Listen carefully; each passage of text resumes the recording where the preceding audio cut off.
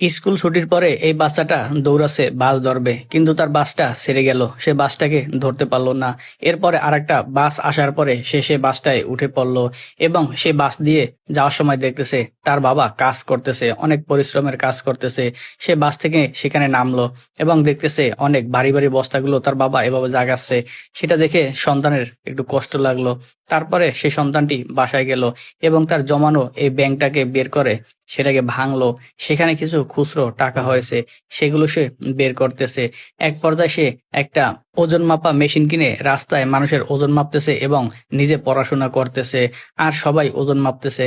তার বাবা কাজ থেকে ফেরার পথে দেখতেছে তার সন্তান এটা করতেছে, সেটা দেখে দৌড়ে যায় এবং সন্তানকে জিজ্ঞেস করে, কেন বাবা তুমি এটা কেন করেছো?